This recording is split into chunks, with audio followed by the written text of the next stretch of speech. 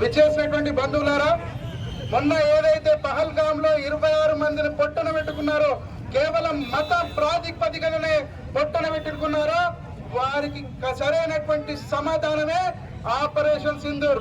పాకిస్తాన్ తో పాటు ప్రపంచ దేశాలన్నటువంటి గుర్తు పెట్టుకునే విధంగా ఒక్క పాకిస్తాన్ మీద ఆపరేషన్ సింధూర్ కాదు, దాంతో ఉన్నటువంటి టర్కీ, చైనా, అమెరికా ఇలాంటి ఎన్నో పెద్ద దేశాలకు ఒకే ఒక్క ఆపరేషన్ తో చెక్ పెట్టినటువంటి దేశం ఏదైతే ఉన్నదంటే, ఆర్మీ ఏదైతే ఉందంటే అది మన భారతదేశ జాతీయ ఆర్మీ అనేటువంటి సగర్వంగా చెప్పుకోవాల్సిన సమయం ఆసనమైంది బంధువులారా.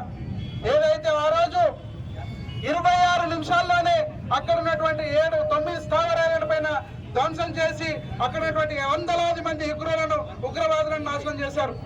మళ్ళీ వారైనా అన్నట్టు గోలీకా జవాబ్ గోలాసే దేంగ్ అన్నట్టుగా వారు డ్రోన్లతో దాడి చేస్తే మనం బ్రహ్మోస్ క్షిపణులతో దాడి చేసినటువంటి అవసరం వచ్చింది.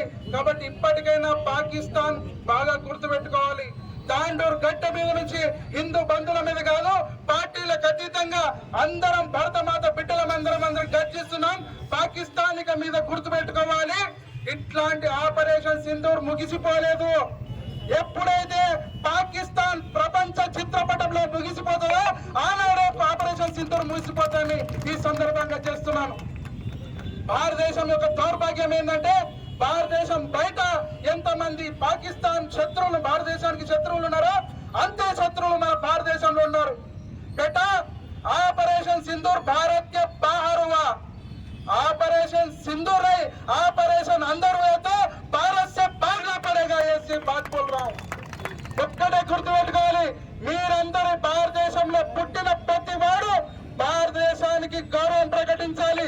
లేదంటే ఆపరేషన్ సింధూర్ ని ఆపరేషన్ అందరుగా మార్చి ఈ దేశం నుంచి ఉగ్రవాదుల తొత్తు పలికే ప్రతి కుక్కని ఈ నడి బజార్లో నరికి చంపుతామని మాత్రం గట్టిగా హెచ్చరిస్తున్నాను.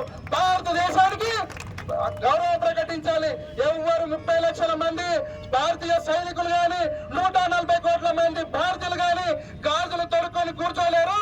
మీరు భారతదేశానికి వ్యతిరేకంగా ఎటువంటి కామెంట్లు చేసినా, భారతదేశానికి ఎటువంటి చర్యలు చేసినా మీరు మట్టిలో కలిసిపోయేటువంటి మాత్రం పక్కా అని చెప్పడానికి ఈ సందర్భ ఆపరేషన్ సింధూర్ సగర్వంగా మీసాలు మెలెత్తినటువంటి సందర్భం మనకు భారత ప్రధాన నరేంద్ర మోదీ, దానితో పాటు అన్ని పార్టీలు కలిసి మన భారత ప్రధానమంత్రి నరేంద్ర మోదీ గారికి సపోర్ట్ ఇచ్చి ఇంతటి ఆపరేషన్ సింధూర్ లో ఇంతటి విజయం సాధించినందుకు ప్రతి ఒక్కరికి హృదయపూర్వక ధన్యవాదాలు చెప్తున్నాను.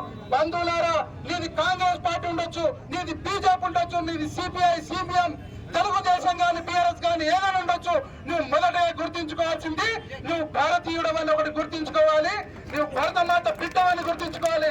తర్వాతనే పార్టీ ఏదైనా. ఇట్లాంటి సందర్భాల్లో మనం ఒక్కటై జాతి వ్యతిరేకలకు సత్య ఖబర్ ఏమంటారు, మంచి గుణపాఠం నేర్పించాల్సిందిగా మీ అందరికీ హృదయపూర్వక నమస్కారాలు తెలుసుకుంటూ భారత్ మాతా కీ